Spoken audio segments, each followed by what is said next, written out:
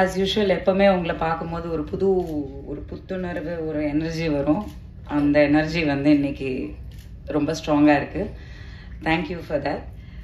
And first of all I would like to congratulate and wish all the best to Vijay Satya and A. Venkatesh sir and team Amrish. அவர் தான் நிறைய நடிச்சிருக்காரு இந்த படத்தில். No, actually நான் அம்ரிஷை வந்து எந்த social இவெண்ட்ஸ்லையும் cinema இவெண்ட்ஸில் நான் பார்த்தது இல்லை. நான் actually I have not seen him. Aunty எனக்கு நல்லா தெரியும். Aunty is very very very sweet. எங்கே பார்த்தாலும் எப்போ பார்த்தாலும் ஆப்வியஸ்லி அப்பா அம்மா காலத்துலேருந்து தேவ் பின் ஃபேமிலி ஃப்ரெண்ட்ஸ்.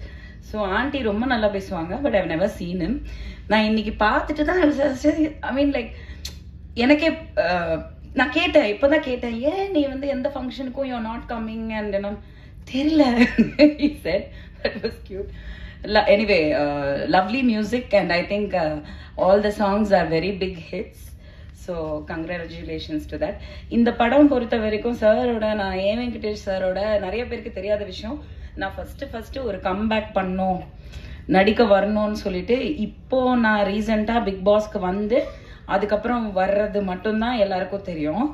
ஆனால் ஆக்சுவலி ஒரு 10 வருஷத்துக்கு முன்னாடி நான் ஃபர்ஸ்ட் வந்து என்னோட பாப்பா ஜெயனிதா பிறந்ததுக்கு அப்புறம் எங்கள் அப்பாவோட சண்டே எல்லாம் நடந்தது. அப்போ தான் நான் ஃபேமஸான மீடியாவில் திரும்பி அந்த டைமில் வந்து நான் பயங்கரமாக இழைச்சேன். And I wanted to come back in films. I thought why not அப்படின்னு சொல்லிட்டு ஒரு ஐடியா இருந்தது. அப்போ வந்து ஏ வெங்கடேஷ் சார் தான் ஆக்சுவலி ஃபஸ்ட்டு வாய்ப்பு எனக்கு கொடுத்தாரு. சும்மா நச்சுன்னு இருக்கு, பிரிட்டோ சாரோட தயாரிப்பில் வந்து சும்மா நச்சுன்னு இருக்குன்ற படம், நகுலோட அந்த ஒரு படம் நான் பண்ணிட்டு again I just I took a back seat. I think that was அந்த நேரம் என்னோட டைம் இல்லை. I didn't want to continue. But சாரோட நான் ஃபர்ஸ்ட் டைம் ஒர்க் பண்ணேன். Seriously I'm telling you, he has been like, நான் சொல்கிறது வந்து 2010-11 நினைக்கிறேன். அந்த டைம்லேருந்து சார் வந்து நான் வந்து டைரக்டர் பி வாசு கிட்ட வந்து அசிஸ்டண்ட்டாக ஒர்க் பண்ண ஒரு ஆள். ஸோ ஒரு 10 படம் நான் வந்து ஒர்க் பண்ணியிருக்கேன் அவரோட. ஸோ அவரோட ஸ்பீடு, அவரோட அந்த தாட் ப்ராசஸ், அவரோட அந்த போல்டான ஒரு டெசிஷன்ஸ், அவரோட பெர்ஃபார்மன்ஸு, நான்லாம் வந்து ஒரு ரசிகையாக பார்த்துருக்கேன் டைரக்டரை. என்னோட குரு, அவரை பார்த்து நான் வளர்ந்துருக்கேன், ஒரு ஆர்டிஸ்டாக வளர்ந்துருக்கேன். இன்றைக்கி எனக்கு பெர்ஃபார்ம் பண்ண முடியுது அப்படின்னா ஐ திங்க் டெஃபினெட்லி ஒரு டைரக்டர் லைக் பி வாசு கிட்ட ஒர்க் பண்ணது மட்டும்தான். நான் 4 படம் பண்ணேன். அந்த படத்தோட நான் அவ்வளோதான், I got married and settle down. But அந்த 4 படத்தை விட நான் ஒரு அசிஸ்டன்ட் டைரக்டராக ஒர்க் பண்ணது தான் இன்றைக்கும் எனக்கு சினிமாவுக்கு, ப்ரொடக்ஷனுக்கு எல்லாத்துக்குமே ஹெல்ப் ஆகுது. அந்த விதத்தில் அந்த வரிசையில் பார்க்கும்போது கேஎஸ் ரவிக்குமார் சார், யூனோ தேர் சில டைரக்டர்ஸ் வந்து ஒரு ஹீரோவை விட ஒரு ஜாஸ்தி ஒரு பர்சோனா, ஒரு அவங்கக்குள்ள ஒரு தேஜஸ், அவங்கக்குள்ள ஒரு ஸ்பீடு, ஒரு நம்ம ரசிப்போம், ஒரு ஆர்டிஸ்டாக ரசிப்போம் இந்த டைரக்டரை. அந்த மாதிரி நான் ஒர்க் பண்ணதில் வந்து A Venkatesh sir is one of the ace directors. ரொம்ப அடக்கமான ஒரு you know down to earth person. யாருமே வந்து அவர் பந்தாவே பண்ணிக்க மாட்டார். அவர் அவ்வளோ ஸ்வீட். த்ரூ த இயர்ஸ் நான் இப்போ ஒரு 4 படம் ஒர்க் பண்ணிட்டேன் அவரோட. அண்ட் அவர் இந்த படத்துக்கு கூப்பிட்டப்போ ஒரு 2 days ஆக்சுவலி என்ன ஆச்சுன்னா, இங்கே இருக்க தேன்மொழி என்னோட ஆக்ட்ரஸ், அவங்க மூலியமாக தான் இந்த மாதிரி ஒரு படம் எடுக்கிறாங்க. சார் வந்து என்னை கேட்டார், ஒரு 2-3 days தான் ஒர்க்கு, பட் ஒரு நல்ல ரோலு அப்படின்னு சொன்னாங்க. அப்புறம் எனக்கு காலே வரல. சம்திங் ஹேப்பன், யாரோ நடுவில் வந்து கேம் விளையாடிட்டாங்க ஆஸ் யூஷுவல். எனக்கு கால் வரல. எனக்கு வந்து சார் படம்னோன்னு நான் யாருக்கும் அந்த மாதிரி கால் பண்ண மாட்டேன். சார் படம்னோன்னு நான் வந்துட்டு நம்பர் வாங்கி ஸ்பெசிஃபிக்காக சாருக்கு கால் பண்ணேன். நான் சொன்னேன், சார் என்ன சார் நீங்கள் ஏதோ இந்த ஒரு கேரக்டர் ஏதோ நீங்கள் சொன்னீங்களா, அதுக்கப்புறம் என்னாச்சு சார்னோன்னா அவருக்கே தெரியல. அவர் சொன்னார், ஏம்மா உங்களை அப்ரோச் பண்ணாங்களாமே, நீங்கள் ரொம்ப பணம் கேட்டீங்களாமே. நான் சொன்னேன், சார் என்னை பற்றி கொஞ்சம் விசாரிச்சுட்டு பேசுங்க, நான் வந்து நிறைய பணம் கேட்டேன்னு சொன்னால் தயவு செஞ்சு நம்பாதீங்க அப்படின்னேன். அப்படியா, சரி ஓகே நான் பேசுகிறேன். நான் சொன்னேன், சார் நீங்கள் எதுவுமே பேசாதீங்க, எப்போ ஷூட்டிங், எங்கள் லொக்கேஷன் மட்டும் சொல்லுங்கள், நீங்கள் என்ன கொடுத்தாலும் நான் வாங்கிக்கிறேன்.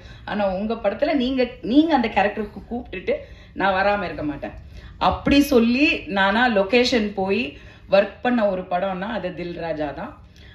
அப்போ வந்து ஆக்சுவலி நான் how to call you Sathya ஒன்லினோ விஜய் சத்யா.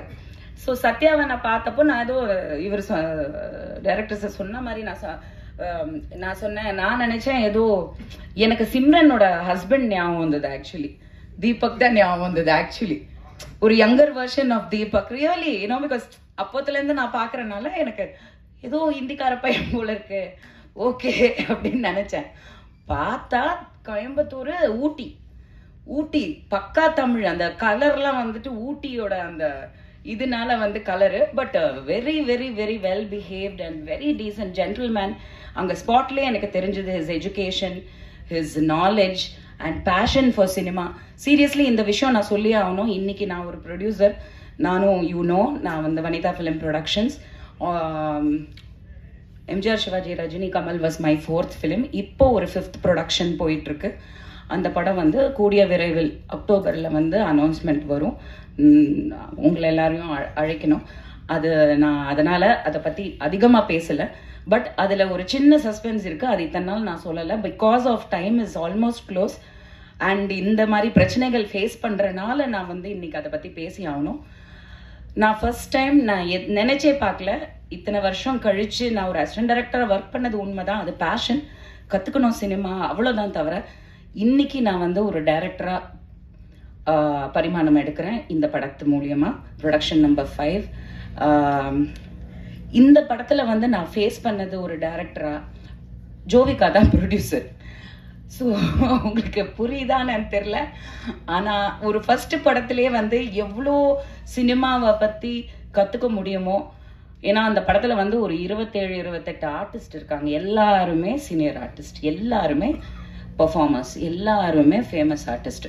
இத்தனை பேரை வச்சு நாங்கள் தாய்லாண்டில் ஒரு 70% கம்ப்ளீட் பண்ணி, இங்கே வந்து ஒரு 30% கம்ப்ளீட் பண்ணி இப்போ போஸ்ட் ப்ரொடக்ஷன் போயிட்டுருக்கு. வித் காட்ஸ் கிரேஸ் படம் முடிஞ்சது. ஆனால் ஒரு ஹீரோவோட சப்போர்ட் வந்து இந்த அளவுக்கு இருக்கணுங்க. Seriously I have to tell you. ஏன்னா நான் பார்த்தப்போ வெறும் ஹீரோவாக தான் பார்த்தேன். ஆனால் இந்த படத்தில் இன்னைக்கு ப்ரொடியூசரை தாண்டி வந்து நின்று ஒரு படத்தை வந்து நம்ம கொண்டு வரணும். இவ்வளோ எஃபர்ட் போட்டாச்சு, அதை கொண்டு வரணும், ரிலீஸ்க்கு கொண்டு வரணும். அதுக்கான என்னெல்லாம் பண்ண முடியும், யார்கிட்ட